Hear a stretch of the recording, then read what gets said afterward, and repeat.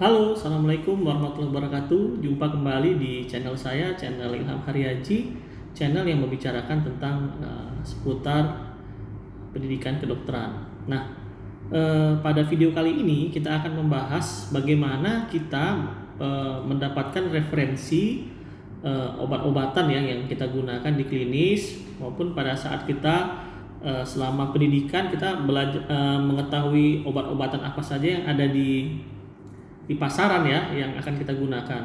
Nah, video ini merupakan video kelanjutan dari dua video saya sebelumnya, yaitu tentang bentuk sediaan obat dan tentang drug administration ya, atau administrasi obat, jalur pemberian obat. Jadi saya sarankan Anda untuk menonton video saya sebelumnya supaya Anda lebih memahami tentang bagaimana obat-obatan ini, dan memang nanti pada akhirnya saya akan membuat video tentang bagaimana aplikasinya obat-obatan ini dalam bentuk resep ya.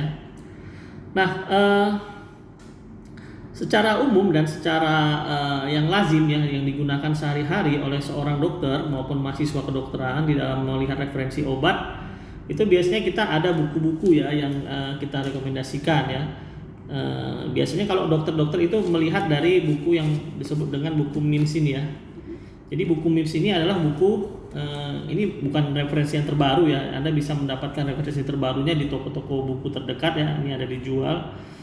Jadi di sini tentang obat-obatan apa saja yang beredar di Indonesia ya. Nah, kemudian ada lagi yang disebut dengan informasi spesialita obat Indonesia. Nah, perbedaan antara MIMS dan ISO, kalau kita lihat bahwa kalau ISO ini memang yang menerbitkan itu adalah teman-teman kita di farmasi ya, sementara ini adalah teman-teman kita dokter di klinis kebanyakan yang membuat referensinya. Mana yang lebih bagus? Kalau menurut saya dua-duanya bagus ya, tapi kalau kelebihan dari ISO ini sendiri adalah karena memang regulasi obat-obat itu kan memang farmasi ya yang mengaturnya di setiap negara, terutama di negara kita. Jadi memang kadang ISO-nya lebih lengkap ya. Kemudian kalau yang edisi yang lalu di dalam ISO ini ada kelebihannya adalah adanya singkatan-singkatan ya dari peresepan obat. Tapi sayangnya di ISO yang terakhir ini ya, di edisi kalau nggak salah mulai 2018 ke atas itu sudah tidak ada lagi. Itu sangat saya sayangkan ya. Jadi kalau bisa mungkin didengarkan oleh teman-teman kita di farmasi, kalau bisa itu ada lagi, karena memang itu satu kelebihannya.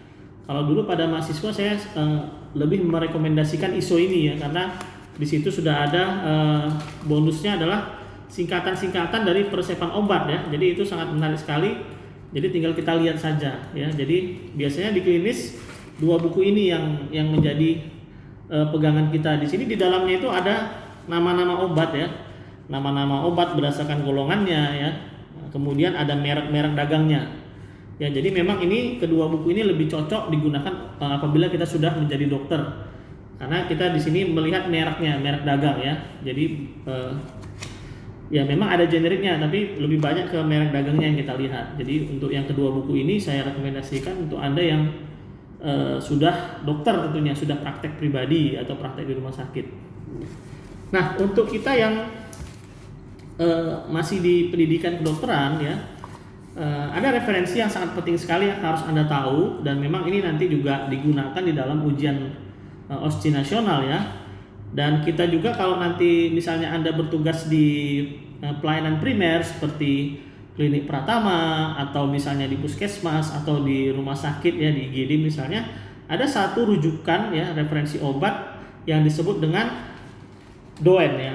DOEN itu adalah kependekan dari Daftar Obat Esensial Nasional. Nah, jadi DOEN ini merupakan referensi kita. Ya, jadi ini adalah daftar-daftar obat yang memang harus ada di dalam pelayanan primer ya, atau pelayanan awal, tingkat awal ya. Nah, di sini tuh hampir sama sebenarnya isinya dengan MIMS dan ISO tadi, tapi memang di sini dituliskan adalah nama-nama generik obat tadi ya. Nah, untuk kita di dunia pendidikan ya, apalagi kita masih mahasiswa, kita memang kalau menuliskan resep obat, terutama untuk ujian, itu memang harus dia obat-obat generik ya. Jadi obat generik itu obat yang tidak menggunakan merek, memang nama asli kandungan obatnya yang ada di dalam situ ya. Jadi saya sebagai praktisi dosen ya, menyarankan kepada pemirsa sekalian yang sedang menempuh pendidikan kedokteran ya, terutama S1, Anda sering-sering melihat buku ini ya, karena nanti waktu ujian nasional OSCE itu memang ada buku ini di dalam ruangan OSCE kita, dan memang bisa dilihat ya, kalau istilahnya bisa dicontek begitu ya. Tapi kalau kita tidak tahu halamannya akan bingung juga ya menyonteknya dan akan menghabiskan waktu.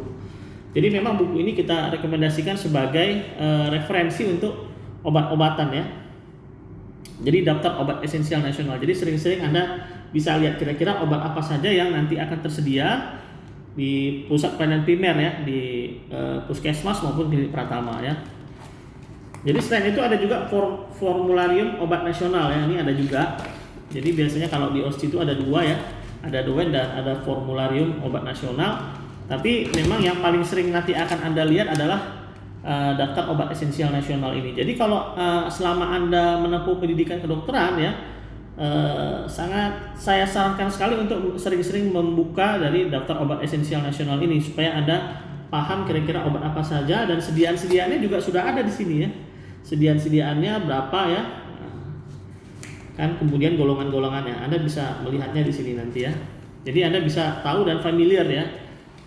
Oke, jadi itu adalah referensi yang nantinya akan Anda gunakan ya selama Anda menempuh pendidikan kedokteran maupun selama Anda nanti menjadi seorang dokter ya. Jadi kalau selama pendidikan atau bekerja di pelayanan primer, memang daftar obat esensial nasional ini yang kita utamakan Anda untuk sering membacanya, supaya Anda tahu kira-kira obat apa saja yang memang menjadi daftar obat esensial nasional. Baik, mungkin itu saja yang bisa saya sampaikan di video saya kali ini. Dan jangan lupa untuk subscribe ya, karena video ini masih ada kelanjutannya. Di video saya berikutnya kita akan membahas tentang bagaimana kita membuat resep obat ya. Jadi Anda bisa subscribe dan bunyikan loncengnya, dan kalau bisa diberikan komen supaya nanti saya bisa membangun channel ini dengan lebih baik. Baik, terima kasih sudah mendengarkan saya. Sampai jumpa di video berikutnya. Assalamualaikum warahmatullahi wabarakatuh.